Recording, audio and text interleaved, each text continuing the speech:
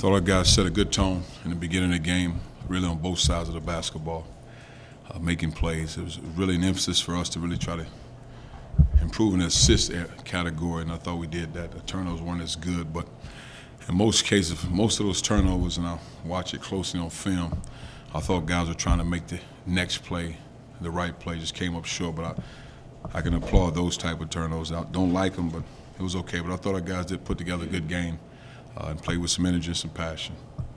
Coach, Bob Phil was just in there and said that your defense was extraordinary. I think you had, of course, 3 shot clock violations, blocked 10 shots.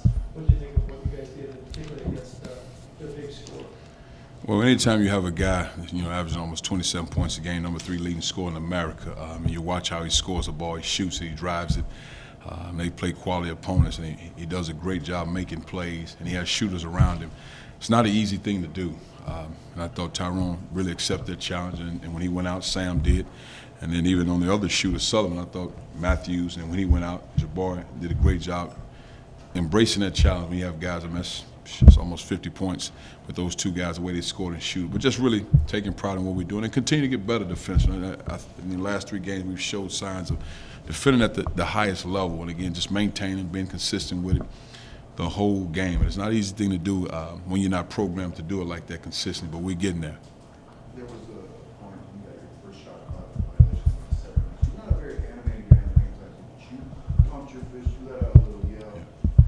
Yeah. Is that because you're seeing this team finally get that defensive theory? Oh yeah, and you just, again, when you're not built to do that, you don't have a true desire to do it. You do it because you have to do it, but I don't know if we have as many guys like this is what I like to do. I like shutting guys down, but I think they understand the importance of what it means, and when you're able to do it at a high level and the results behind it. And then after a while, it's not many other options. I mean, this is what you have to do to be successful, and I think we continue improving that. But you have to see it first, and I think our guys are seeing it and understanding that this is what it takes to win at a high level, and you got to do it. It looks like the offense is flowing a lot better, particularly in the half court. It seems like guys are more comfortable. How much of that is just guys just getting comfortable with each other? How much of that is just you guys working out some kinks? I think it's a combination of both. And again, and I've said it before, when you have new guys, I mean, it just takes time. Guys get a feel for it. And not young guys, I don't want to say that because that doesn't matter anymore. When guys try to play with each other, it's not an easy thing to do. Get a feel for this guy. He wants the ball right here. I like the ball right here. I'm used to dribbling the ball. This guy's more of a catch and shoot guy, just putting guys in position to be successful. That takes time. It doesn't happen overnight. We continue to grow it. We continue to get better at it. And the biggest thing we try to stress in the process of going through all that, so-called madness, take care of the basketball, make the right play. Whatever that is, make the right play. Because you know your strength, you know who you are as a basketball player. Try to make the right play. But I thought tonight we did a good job of really trying to make the next play, even though we had some turnovers. But I thought the passion was there. Where you played against 2 quality opponents in your last 2 non-conference games, particularly on the defensive end, does it tell you something about the team heading into conference play? Maybe give you a little more confidence that you might have had before the Virginia game? Well, it gives me confidence because, again, I've said it before, even before we started playing any games, I don't think our issue will ever go into a game where we lack the talent to win the game. So that part is understood. I think it comes down to the execution of what we're trying to do, getting the ball in the right hands to make the right play. What guys rolling offensively, let's keep feeding and find ways to give them the ball. And then just really defending, understand the scouting report, who's their go-to guys, taking away his strengths and make other guys make plays.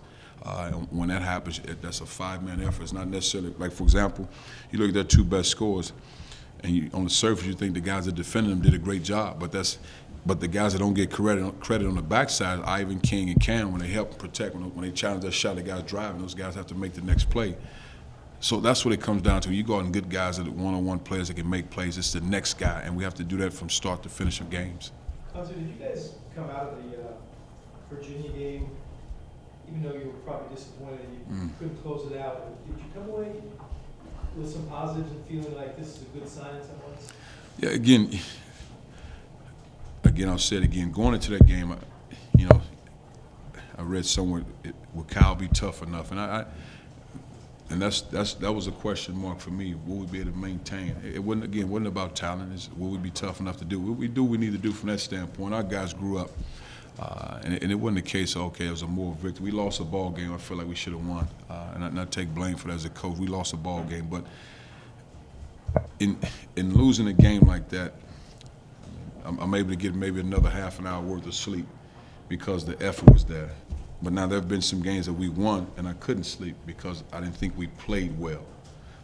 So, yeah, I thought our guys played a good basketball game, and it was just interesting to see how it would carry over today because you're coming off the holiday, you're coming off a painful loss, and now you play. So, I mean, I thought our guys did a good job bouncing back. You have less concerns about that question of toughness at this point?